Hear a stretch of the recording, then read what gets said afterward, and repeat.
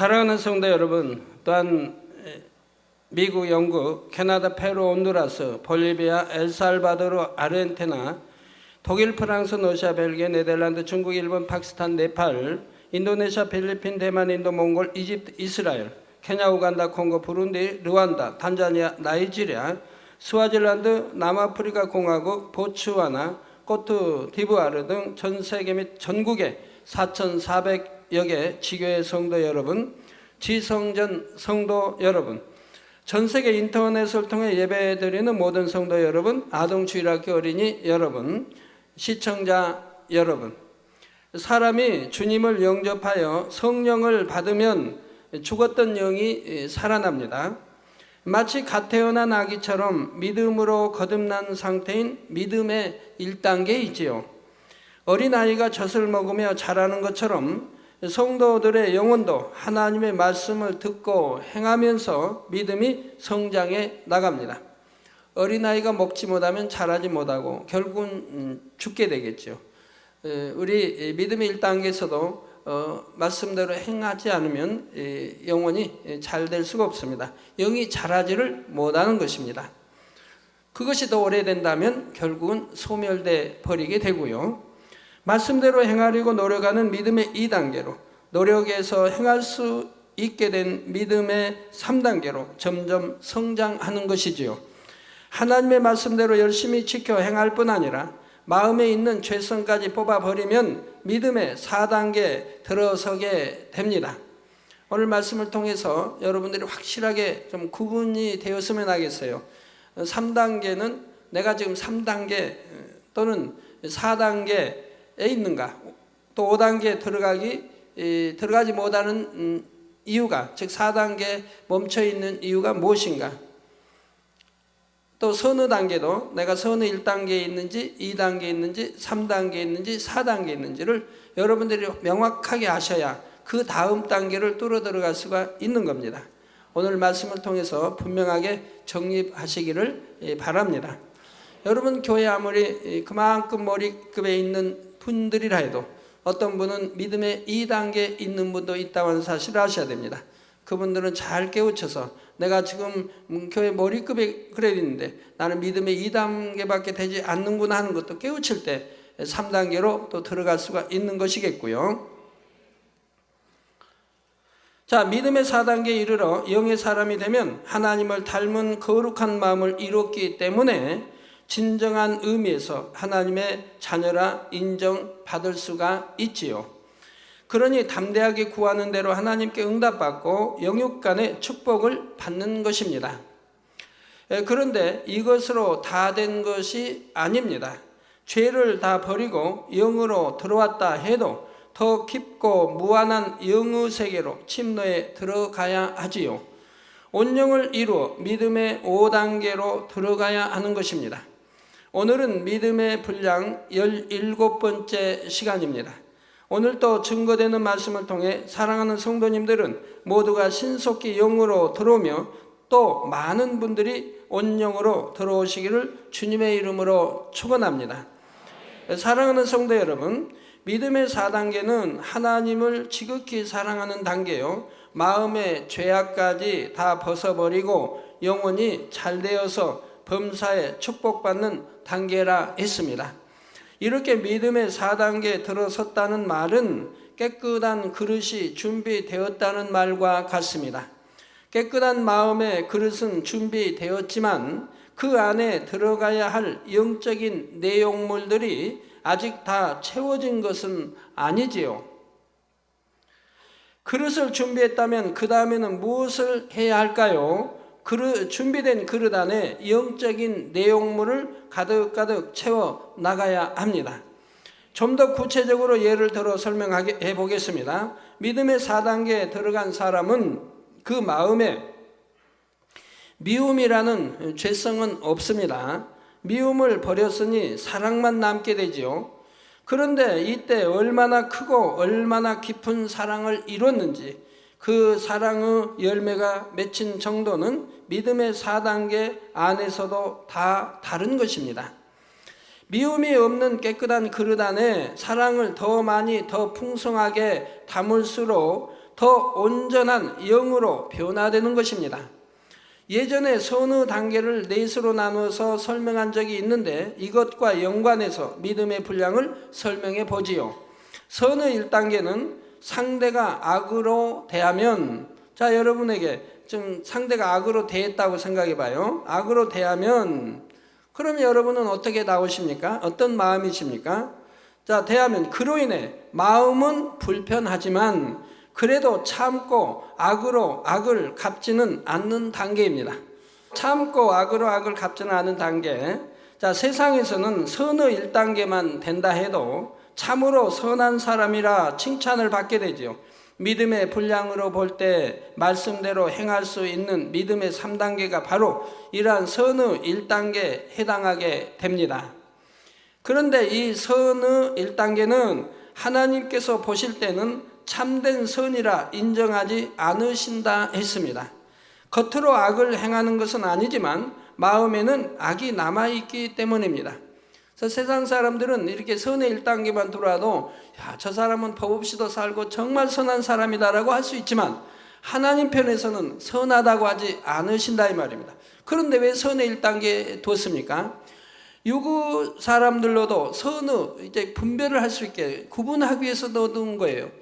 유괴 사람들이 가장 선하다고 하는 그 단계가 하나님이 보실 땐 선이 아닌, 그런데도 선이기 때문에 유괴 사람들 선이라 하기 때문에 선의 1단계 지금 넣어놓은 거예요. 하나님이 원하시는 선의 단계는 지금 설명하는 2단계, 3단계, 4단계를 말하는 것입니다. 중심을 보시는 하나님께서는 겉으로만이 아니라 마음 안에도 악이 없어야 선하다 인정하시지요. 다음으로 선의 2단계는 상대는 나에게 악으로 대한다 해도 내 편에서는 아무 감정을 품지 않는 단계요. 마음에 요동함이 없이 용서할 수 있다 했죠. 자, 여러분들에게 누가 악으로 대합니다. 그러면은 여러분들 마음이 어떠십니까? 내 편에서는 아무 감정을 품지 않습니다. 그를 미워한다든가 서운해한다 어떻게 감정을 품지 않습니다. 그리고 마음에 요동함도 없다 이 말입니다. 어떤 나쁜 빚을 잃은 마음이 있지 않으니 요동함이 없다 이 말입니다. 이것이 지금 선의 2단계입니다. 이런 선을 이루었다면 마음에 악이 없는 것이니 깨끗한 영의 마음을 이룬 것이며 믿음의 4단계에 해당하는 사람입니다. 믿음의 4단계에서도 더 깊이 들어간 사람 혹은 믿음의 5단계 초입에 들어간 사람은 악한 상대를 아무 감정 없이 용서할 뿐 아니라 오히려 선한 말과 행함으로 상대의 마음을 녹이며 감동을 줄 수도 있습니다. 오히려 악한 상대를 감정 없이 용서하고 오히려 선한 말과 행함으로 상대의 마음을 녹이며 감동을 줄 수 있는 그런 마음이라 이 말입니다. 이것이 선의 3단계이지요. 그냥 용서하고 참아주는 것보다는 더 적극적인 사랑의 모습이며 선의 열매가 더 풍성히 맺힌 상태입니다. 마지막 선의 4단계에 이르면 악으로 대하는 상대를 위해 자기 생명까지 내어줄 수도 있는 헌신과 희생의 사랑이 임하게 됩니다. 이것은 믿음의 5단계에 해당하며 주님의 온전한 분량에 이른 사람들의 모습이죠. 여러분 성경 안에서도 이런 선의 4단계에 이런 분들을 많이 볼 수 있지 않습니까? 예를 들어서 아브람 또는 모세 또는 엘리야 에레미야 선지자들 중에 이제 많고요. 신약에 와서도 베드로, 사도 바울 또는 스데반 집사 또 빌립 집사 나 이런 분들이 그런 선의 4단계에 들어온 분들이지요. 자, 예수님께서는 선한 사람들을 위해서만 아니라 악인들까지 구원하시기 위하여 십자가에 달려 주셨습니다. 십자가에 달려 죽으시면서도 자신을 못 박는 이들을 위해 용서를 구하는 중복 기도를 드리셨지요. 바로 이러한 사랑을 베풀 수 있을 때 최고의 선을 이루었다 할 수 있는 것입니다. 이렇게 하나님 앞에 인정받는 선이라 해도 그 안에서 선의 단계가 나누어지는 것처럼 믿음의 4단계 안에서도 그 분량이 달라집니다. 얼마나 더 하나님을 닮았는지, 얼마나 영의 열매들이 아름답게 맺혔는지에 따라 믿음의 4단계 안에서 10% 또는 40% 혹은 80% 이렇게 차이가 나게 되지요. 그러므로 성령의 열매가 맺힌 정도를 통해서도 믿음의 분량을 가늠해 볼 수가 있습니다.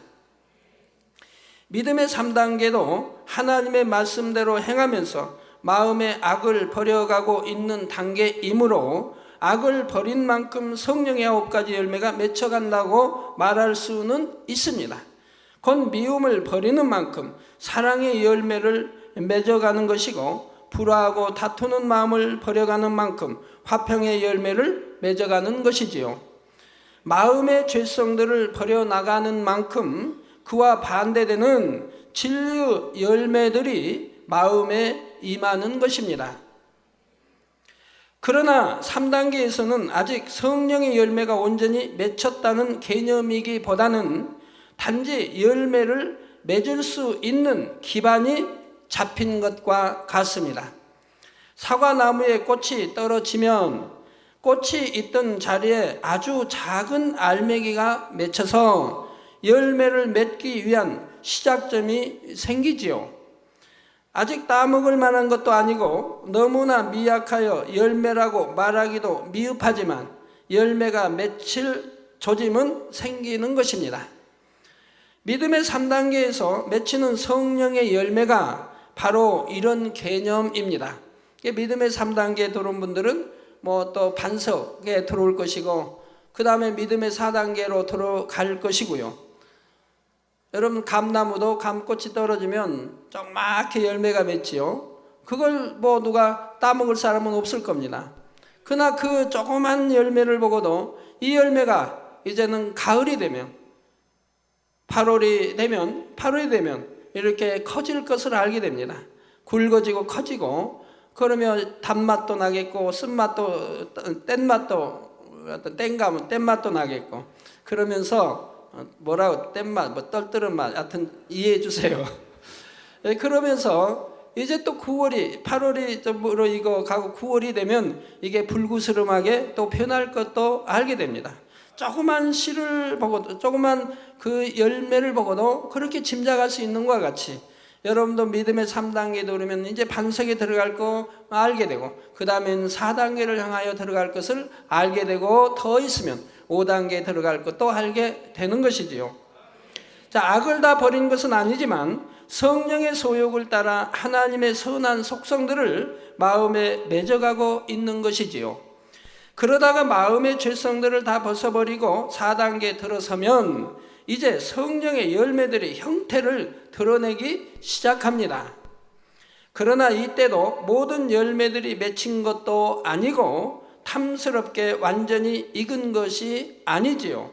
온전히 결실한 열매가 100이라고 할 때 성령의 열매 중 어떤 열매는 50%, 어떤 것은 70%, 또 어떤 것은 90% 이렇게 채워지고 있는 중이라 말할 수가 있습니다.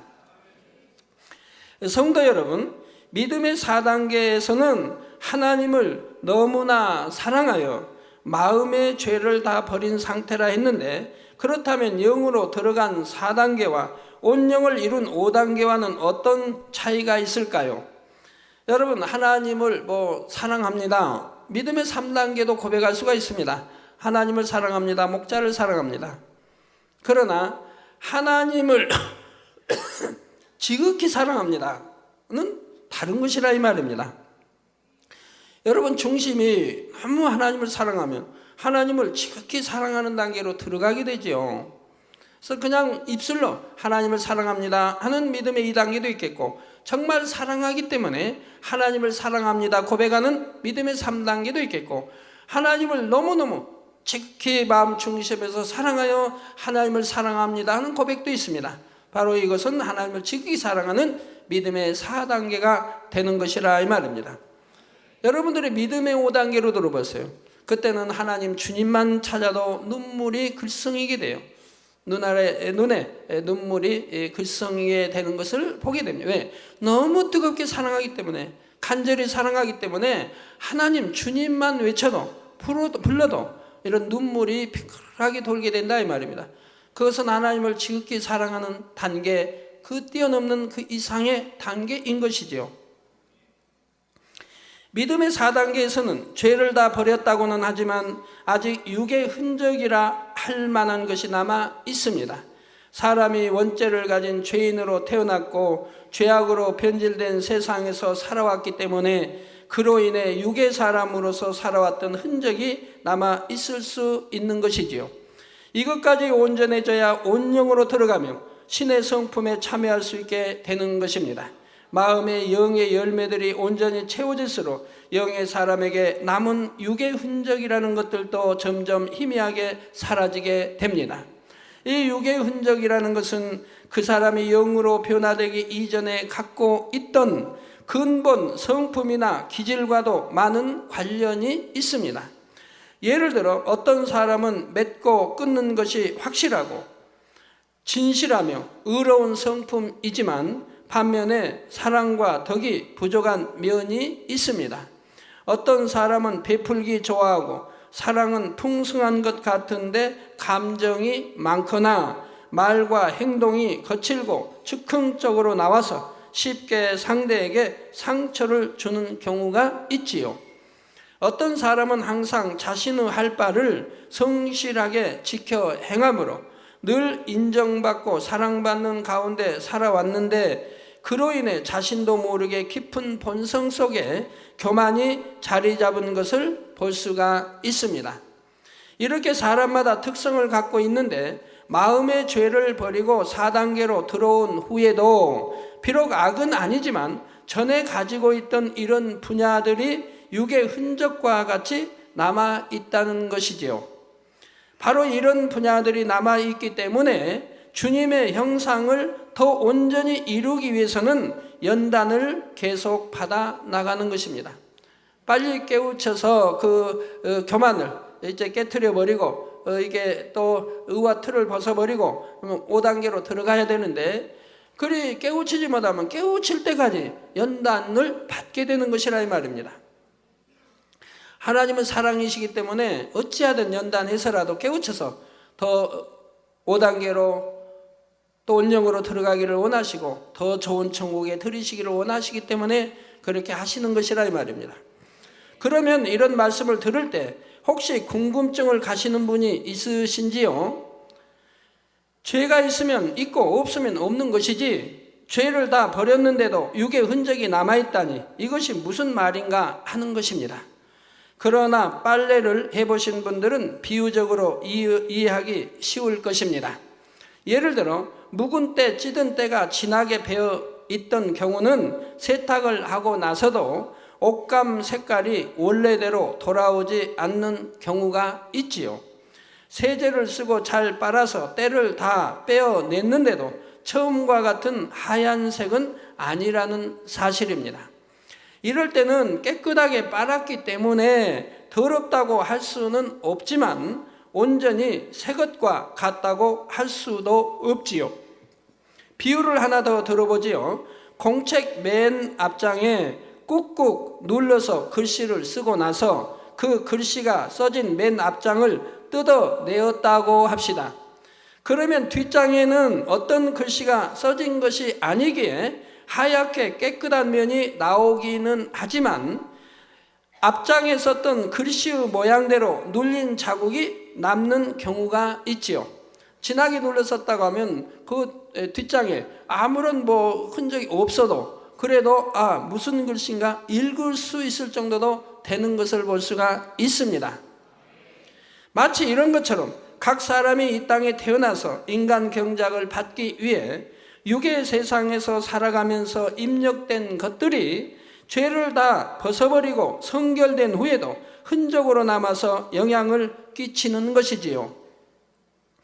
이런 것처럼 믿음의 4단계에 이르면 영은 영유돼 육의 흔적과 같은 것은 남아 있으며 여기서 더 나아가 진리의 열매를 온전히 맺어야 진정으로 하나님을 닮았다 할 수 있는 것입니다. 영의 사람과 온영의 사람의 차이를 이해하기 쉽도록 성경에서 한 예를 들어보겠습니다. 모세의 후계자 여호수아가 가나안 땅을 점령해 들어갈 때의 일입니다. 하나님께서는 가나안 땅을 점령할 때 근처에 이방 족속들이 다 진멸하라 하셨는데, 이방 족속들을 다 진멸하라 하셨는데, 어느 날 한 무리의 사신들이 여호수아를 찾아왔습니다. 그들은 자신들이 아주 먼 곳에 사는 족속이라 하면서 곰팡이 핀 떡과 낡은 의복 등을 보여주었지요. 그러면 오랜 세월이 지났다 하는 것을 지금 알 수가 있는 것 아니겠습니까? 먼 곳에서 출발하여 오랜 여행을 했기 때문에 처음에 가지고 출발한 떡도 곰팡이가 피었고 의복도 낡았다는 것입니다. 여호수아는 그 말만 믿고 그들과 화친을 약속했지요. 그런데 얼마 후 알고 보니 그들은 멀리서 온 족속이 아니라 아주 가까운 곳에 사는 기브온 족속이었습니다. 하나님께서 진멸하라 하신 대상에 속해 있는 민족이었던 것이지요. 여호수아가 결정하기 전에 여쭤보기만 했다면 하나님께서는 그들이 속이고 있음을 정확하게 알려주셨을 것입니다. 그러나 여호수아가 순간적으로 방심하여 하나님의 뜻을 알아보지 않고 일을 결정함으로 결과적으로 그들을 멸할 수 없게 되고 말았지요. 여호수아는 마음에 악이 없는 영의 사람이요, 자신의 뜻을 주장하지 않고 하나님의 뜻에 온전히 순종하는 사람입니다. 그러나 온영에 이르지 못하여 온전하지 못했을 때는 이런 일이 생길 수도 있는 것입니다. 이때 여호수아가 어떤 사심이 있어서 그랬거나 고의로 하나님의 명령을 거역한 것이 아니기에 사람 편에서 여호수아를 보고 교만하다 하거나 악하다고 정죄할 수는 없지요. 그러나 온전하신 하나님 편에서는 이를 교만이라 말씀하실 수가 있습니다. 독단적으로 결정했기 때문에요. 하나님께 여쭈어 결정해야 할 그 당시에 독단적으로 결정했기 때문에 그렇습니다. 현실을 보니 분명히 저들의 말이 지금 맞은 거예요. 그러니까 독단적으로 결정해버리고 말았지만 하나님이 편에서 볼 때는 그것도 교만의 흔적이 있기 때문인 것이라 이 말입니다. 이처럼 중요한 일을 결정함에 있어서 경솔하게 행하여 하나님께 여쭙지 않았고 더 철저히 하나님을 의지하지 못했기 때문입니다. 저는 휴가를 가도 하나님께 여쭙니다. 하나님, 휴가는 어디로 갈까요? 혹여 마음에 왔으면, 가족이 결정이 됐으면 하나님 일로 이렇게 휴가를 가도 될까요? 여쭙니다. 하나님이 가라, 좋다, 내가 너와 함께 하겠다 이렇게 말씀해 주시면 아주 기쁘고 즐겁게 다녀올 수가 있죠. 아니면 하나님이 아니다 라고 하시면 다시 기도하게 되는 것이고요. 철저히 하나님을 의지하지 못했기 때문입니다. 이런 것을 바로 4단계에서 버려야 하는 육의 흔적이라고 말하고 있는 것이지요. 또 다른 예를 들어 아브라함이 애굽 왕에게 아내 사라를 빼앗기는 사건이 있었습니다. 아브라함의 아내 사라는 매우 아름다운 여인이었지요. 아브라함이 애굽 땅에 들어가면서 생각해 보니 애굽 사람들이 자신의 아내 사라를 빼앗기 위해 자신에게 해를 입히려 할 수도 있을 것 같았습니다. 그래서 아내인 사라를 누이라고 말하도록 했지요. 물론 혈연 관계로 따지면 실제로 사라는 친척이었기에 누이라 말한 것이 거짓말은 아닙니다. 사촌간이니까요. 또한 아브라함이 비겁한 마음이었거나 하나님을 불신하여 두려움이 틈탄 것도 아니었지요. 아브라함에게는 만일의 사태가 발생하면 능히 맞서 대항할 용기도 있고 하나님의 능력으로 승리하리라는 믿음도 있었습니다. 그럼에도 불구하고 아브라함 편에서는 처음부터 문제가 발생할 소지가 생기지 않도록 나름대로 지혜롭게 대처한다는 것이 이렇게 사라를 누이라 말하는 방법을 동원한 것이었습니다. 이는 비진리로 인한 육신의 생각은 아니지만 이 땅에서 경작받은 사람이므로 인하여 그러한 사람의 한계 속에서 나올 수 있는 인간적인 생각이었지요. 이런 것을 바로 육의 흔적이라 하는 것입니다. 아브라함이 온전하여 온영이었다면 이런 순간의 생각도 틈타지 않았을 것입니다. 이에 하나님께서는 아브라함으로 하여금 더 온전히 하나님을 의뢰하는 사람이 될 수 있도록 연단을 허락하십니다. 애굽의 바로가 사라를 자기 아내로 취하고자 데려가 버린 것이지요. 아브라함은 이미 사라를 누이라 말했으니 아내를 빼앗기면서도 말 한마디 못하고 그냥 속만 태우는 상황이 되었습니다. 오히려 잘해보자는 것이 오히려 지금 더 잘못되고 있는 것이라 이 말입니다. 사람의 생각을 동원했던 것이 오히려 더 잘못되어지고 있는 것이라 이 말입니다. 이 위기의 상황에서 하나님께서 역사하셔서 바로의 집에 재앙을 내리시고 아브라함은 극적으로 아내를 되찾게 되었지요. 아브라함은 그 이전에도 하나님을 신뢰하기는 했지만 이 사건을 통해 다시 한번 하나님의 전지전능하심을 절절하게 체험했던 것입니다. 그런다고 해서 시험이 그걸 끝나는 건 아닙니다. 왜? 또 하나님은 군대 가면 확인 사살이라고 했는데 또 한번 확인하는 절차를 거치게 되는 거예요. 한번 연단 시험으로 끝나는 게 또 한번 확인하는 절차를 거치는 또 시험이 오게 되는 걸 봐요. 그래서 하나님은 확실하게 역사를 해 나가시는 겁니다. 자, 물론 아브라함의 마음에 하나님을 불신했거나 범죄하여 시험을 당한 것이 아니었기에 결과적으로 피해를 입지는 않았지만 아내를 빼앗기고 마음 졸이는 잠시의 연단을 통해 하나님을 더 온전히 의지하고 신뢰할 수 있는 믿음을 가질 수 있었던 것입니다. 그리고 이렇게 마음을 졸이고 그렇게 기다린 것이 있기 때문에 하나님은 아울러 연단으로 끝난 게 아니라 축복까지 곁들여 주시더라 이 말입니다. 그래서 아브라함에게 많은 축복을, 그러니까 아내를 빼앗기고 되찾으면서 많은 축복을 받았지 않습니까? 재물과 종들과 많은 축복을 아울러 받았다 이 말입니다. 그래서 하나님이 연단하시고 시험하신 이러한 것들을 믿음으로 여러분 승리했을 때는 그 다음에는 반드시 축복이 와요. 시험이 크면 더 큰 축복이 오고 시험이 적으면 적은 만큼의 축복이 오는 것이라 이 말입니다. 우리 재단은 지금 이 자리에 오기까지 이제 하나님이 함께 하시고 여러분이 함께 하시면서 보셨습니다. 시험이 왔을 때마다 우린 믿음으로 통과했고 그리고 시험이 지나면 더 큰 축복으로 더 큰 부흥으로 여러분 영혼이 잘되게 하실 뿐만 아니라 더 큰 부흥과 축복으로 더 큰 권능으로 역사해 오셨던 것을 어느 누구도 참 의심할 수 없게 역사해 오셨던 것을 볼 수가 있습니다. 자, 실제적인 예를 한번 들어보지요. 어떤 분이 하나님의 일을 이룸에 있어서 아랫사람들이 담당한 일까지도 일일이 지시하고 간섭을 한다고 합시다. 그 일을 이루게 하신 하나님의 뜻을 알고 그 일을 이루기 위한 방법을 잘 알기 때문에 담당자들에게 하나하나 지시를 하고 이후로도 잘 진행되는지 지켜보면서 간섭을 하지요. 이분은 자기 유익을 구하는 마음으로 그런 것도 아니고 상대를 힘들게 하려는 마음도 아닙니다. 오직 하나님의 뜻을 이루기 원하며 그래서 상대방도 축복받을 수 있기를 원하므로 좋은 길을 가르쳐 주려는 것이지요. 그런데 이것이 상대의 입장에서는 전혀 다르게 받아들여질 수가 있습니다.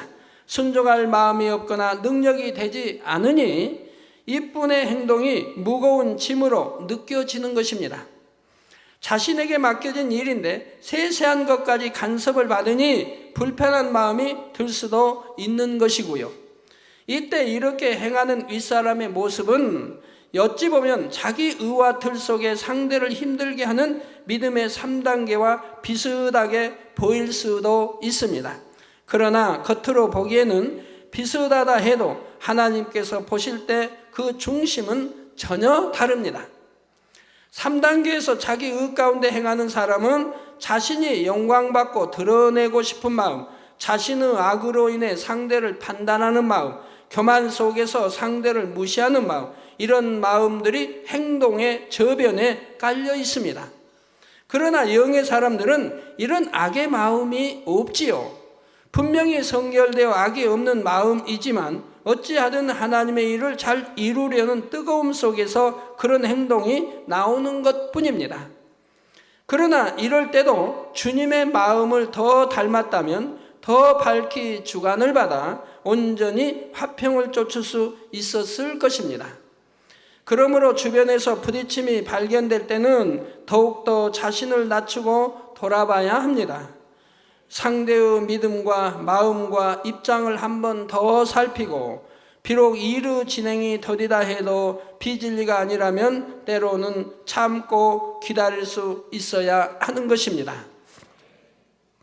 나는 정말 선한 뜻으로 말하고 있는데 이것이 정말 하나님의 나라의 유익이 되는 길인데 저들이 악해서 내 말을 받지 못하는구나 하고 상대의 탓만 하고 안타까워 할 뿐이라면 자신에게도 더 이상 발전이 없습니다.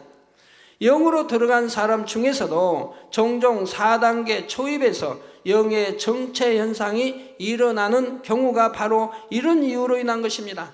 자기는 분명히 옳은 착한 마음, 선한 마음, 옳은 마음이라 이 말입니다.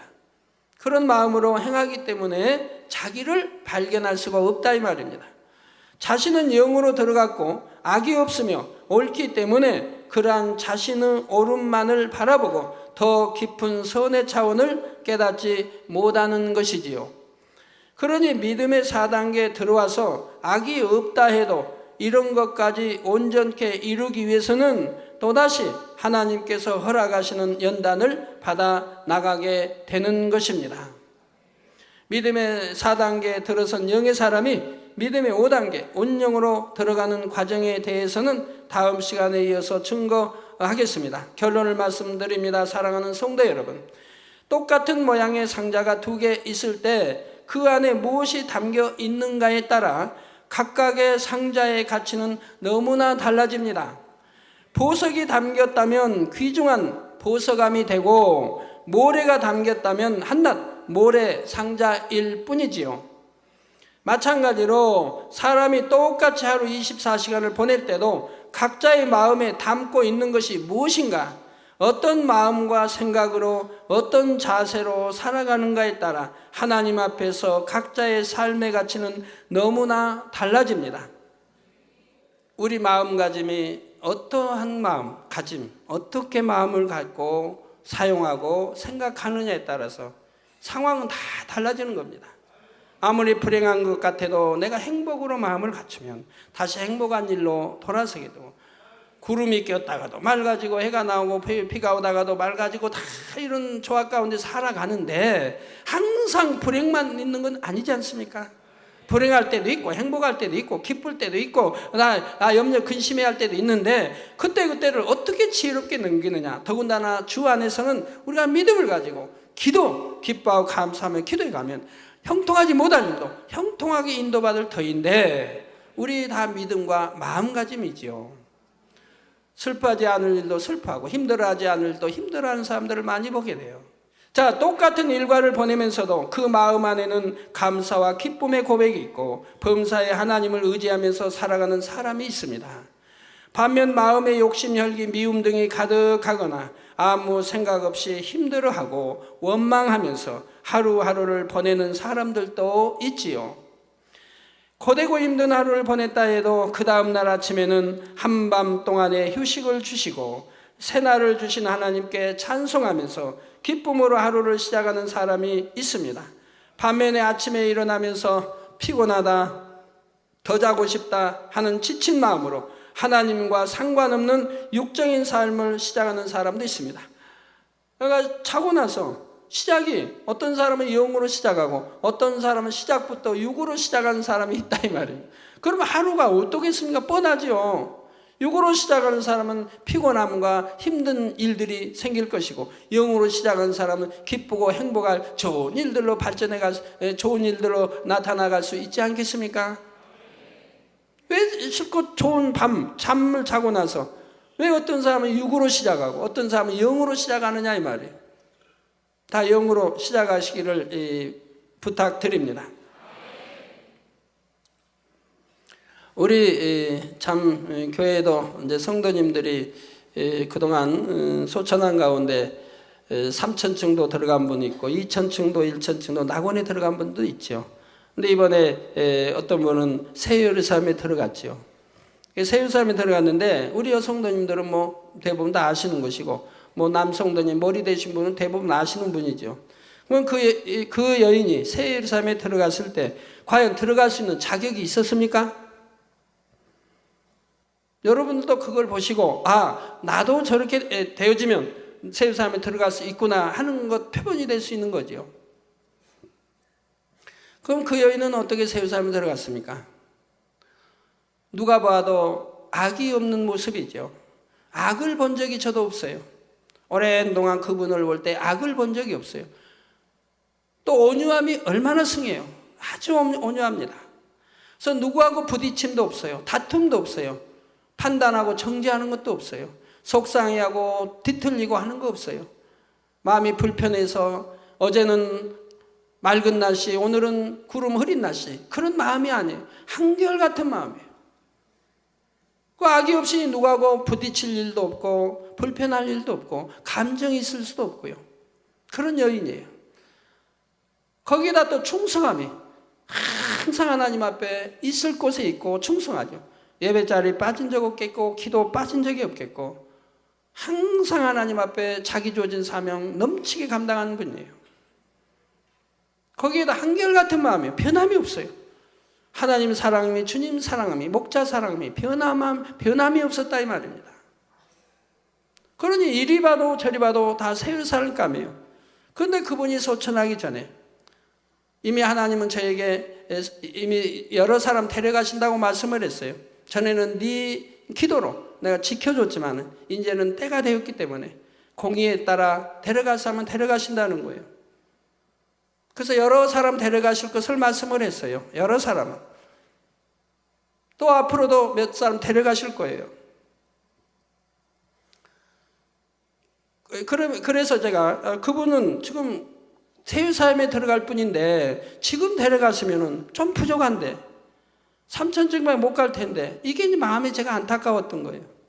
이를 어쩌나 지금 가면은 새 예루살렘에 못 들어갈 텐데 3,000정도에 못 갈 텐데 그런데 하나님은 능력이시죠. 한 단계씩 높여주는 그런 사랑이 우리 재단에 있지 않습니까? 그분을 연단해서 그분이 부족한 사단이 송사할 수 있는 그러한 송사글을 제거해버리고 새 예루살렘에 들어갈 수 있도록 하나님이 연단을 해서 데려가셨다 이 말입니다.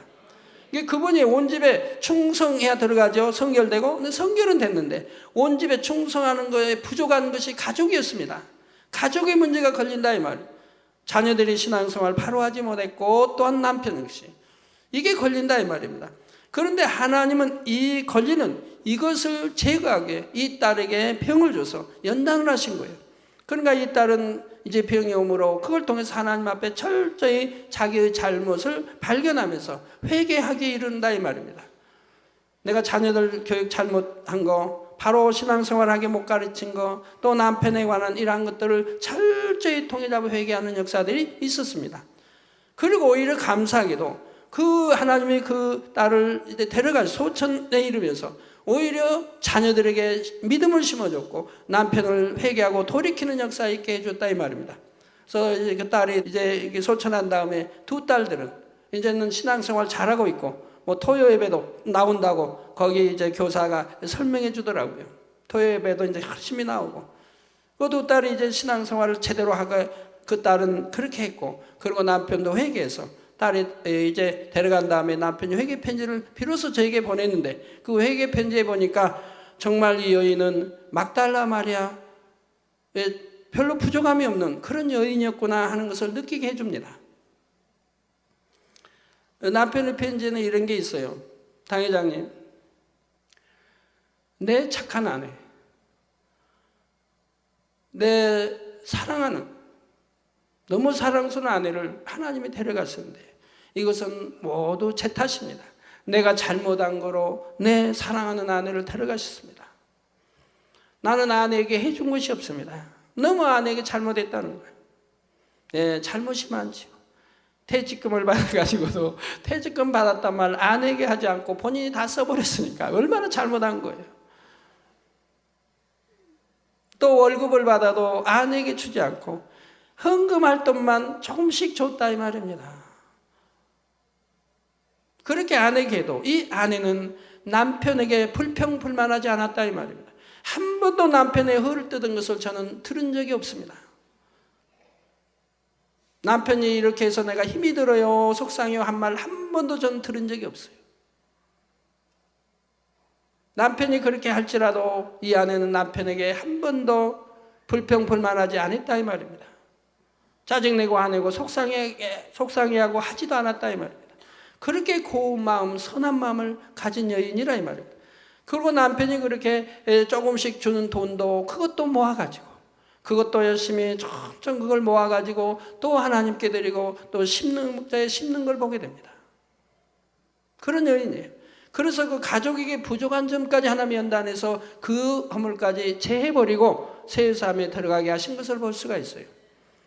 그래서 이분이 운명할 때도 이 누이 동생 집에서 있었는데, 그 누이 동생과 그 남편이 저에게 와서 고백하는 거예요.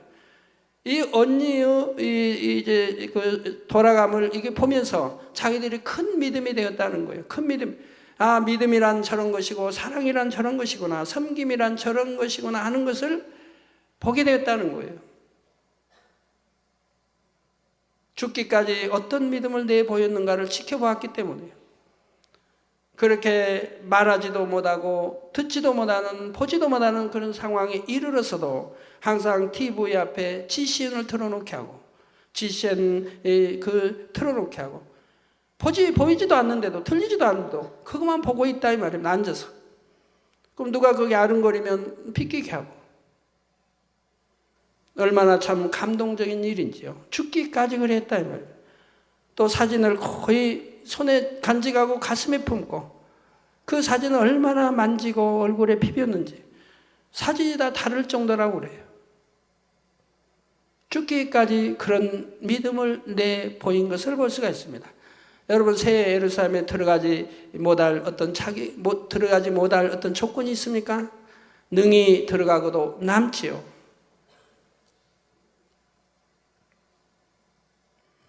세상 직장에서 일을 해도 어찌하면 상대의 유익을 구하며 빛과 소금이 될까? 어찌하면 더 성실하게 섬기는 삶을 살아서 하나님께 영광을 돌릴까 하는 사람이 있는 반면에 대충 적당히 하려고 하는 사람도 있지요. 교회에 나와서 예배드리고 기도할 때도 정녕 하나님을 만나고 체험하기 원하며 간절한 마음으로 사모하는 사람이 있는가 하면 그냥 습관적으로 오는 사람도 있습니다. 또 습관적으로 예배드리는 사람도 있고요. 신령과 진정으로 한 말씀도 놓치지 않고 들으려고 하는 사람이 있는가 하면 습관적으로 그냥 예배드리고 또 말씀 나오면 내 생각과 안 맞으면 판단이 나고 청진하는 그런 사람도 있는 것을 보게 되죠. 그러나 대부분의 여러분들은 열심히 듣고 놓치지 않고 듣고 그리고 아멘 아멘 하는 분들이 대부분이고요. 여러분에게 설교 시간에 여러분 보시면 참 움직이지도 않고 눈동자는 단에 한 말씀이라도 놓치지 않고 들으려고 하는 이 예배 모습을 보면 자 얼마나 감동적인지요. 여러분이 더 큰 믿음을 갖고 영으로 들어간다는 것은 어떤 특별한 은혜의 기회를 통해서만 이루어지는 것이 아니지요. 일상생활의 순간순간에 여러분의 마음에 어떤 것으로 채우는가에 따라 신속히 영의 마음을 이룰 수도 있고 더디게 이룰 수도 있는 것입니다. 매 순간 자신의 말과 행함을 돌아보면서 어찌하면 아버지 하나님의 마음을 닮을까? 주님이시라면 어떻게 하셨을까? 이렇게 진리를 사모하여 변화되어 나갈 때 온 영으로 아름답게 채워져 나가는 것이지요.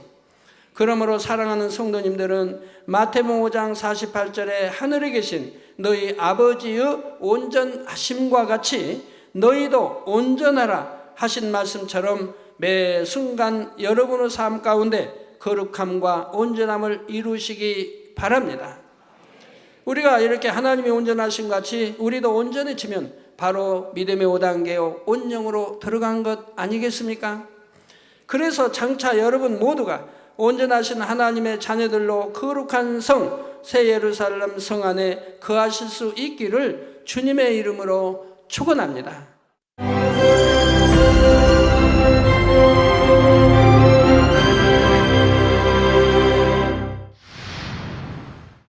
할렐루야. 전능하신 사랑의 아버지 하나님, 이 시간 기도받는 모든 성도님들 위해 안수하여 주옵소서. GCN 방송 시청자들이 인터넷과 화상을 통해 기도받는 지교회와 지성전 그리고 전 세계 하나님의 자녀들 위에도 시공간을 초월하여 역사하여 주시기를 원합니다. 믿어지는 믿음을 주시고 부정적인 생각과 의심의 세력을 물리쳐 주옵시며 모든 시험 환난도 물리쳐 주옵소서. 머리부터 발끝까지 오장육부 뼈 마디마디 온몸의 신경 조직 세포 등 아픈 곳마다 성령의 불로 태우시고 근본의 빛으로 역사하여 주옵소서. 예수 그리스도의 이름으로 명하노니 원수마귀 사단 모든 질병 균 연약함아 물러가라. 빛이여 임하라. 모든 불치 난치병도 성령의 불로 태워 깨끗게 하여 주옵소서. 말라리아를 비롯한 모든 풍토병도 물리쳐 주옵소서. 감기, 기침, 열, 몸살, 독감 등 각종 유행성 질병도 다 물러가라. 어떠한 유행성 질병 균도 틈타지 않게 지켜 주옵소서. 위암, 폐암, 간암, 유방암, 자궁암, 대장암, 피부암 등 각종 암과 에이즈, 백혈병, 뇌졸중, 고혈압, 저혈압, 심장병, 폐병, 위장병, 당뇨, 부인병, 피부병, 갑상선 질환과 모든 염증도 깨끗게 하여 주옵소서. 소아마비, 중풍, 관절염, 디스크도 온전케 하여 주옵소서. 요통, 두통, 신경통을 비롯한 모든 통증은 사라질지어다. 간질, 자폐증, 우울증, 조울증, 노이로제 등 모든 정신질환도 물러가라. 모든 마비된 것도 풀어지고 일어나 걷고 뛸지어다. 눈도 잘 보이게 하옵시고 귀도 잘 들리게 하여 주옵소서. 소경은 눈을 뜨고 기머거리는 들으며 벙어리는 말할지어다. 각종 사고, 후유증도 깨끗게 하시고 부러진 뼈도 붙여 주옵소서. 화상 입은 것도 온전케 하옵시고 화기암 물러가라. 열도 물러가라. 아버지 흉터 나지 않게 역사해 주시기 원합니다. 마약을 비롯하여 각종 약물과 독극물 중독도 깨끗함을 입을지어다. 죽은 신경과 세포가 살아나며 죽은 자도 살아나게 하여 주옵소서. 잉태의 축복도 주시기를 원합니다. 잉태의 축복을 받으라. 예수 그리스도의 이름으로 명하노니 원수마귀 사단아 하늘 공중 곳에 잡은 악의 영들아 물러가라. 그의 사자들도 물러갈지니라. 이 땅의 악한 영, 더러운 영, 거짓되고 간사한 영, 이간질하고 미혹하는 모든 어둠들은 물러가라. 모든 흉악의 결박을 풀고 어둠아 물러가라. 빛이여 임하라. 아버지 하나님 부르짖어 기도할 수 있는 능력을 주시고 죄를 버리고 성결될 수 있는 능력을 주옵소서. 영원히 잘됨같이 범사에 잘되게 하시고 가정의 복음화도 이루어 주시기를 원합니다. 한 주간도 모든 사고와 재앙으로부터 지켜주시고 불통이 없는 형통한 삶을 살 수 있도록 축복해 주옵소서. 성령의 불담으로 천군 천사와 주님의 불꽃 같은 눈동자로 모든 하나님의 자녀들과 가정, 일도, 사업들을 지켜주시기를 원합니다. 학생들에게 지혜와 명철을 더하시고 공부할 수 있는 뜨거운 마음과 열정도 더하여 주옵소서. 마음과 생각을 세상에 빼앗기지 않도록 지키시고 하나님을 뜨겁게 사랑하는 학생들로 축복하여 주옵소서. 하나님의 자녀들이 먹으나 마시나 입으나 무엇을 하든지 하나님 앞에 영광 돌리는 삶이 되게 축복하여 주시기를 원합니다. 나는 하나님을 만났노라, 체험했노라, 응답 받았노라, 축복 받았노라 간증하는 입술이 되게 역사하여 주옵소서. 아버지 하나님 감사합니다. 홀로 영광 받으옵소서. 우리 주 예수 그리스도의 이름으로 기도하옵나이다. 아멘.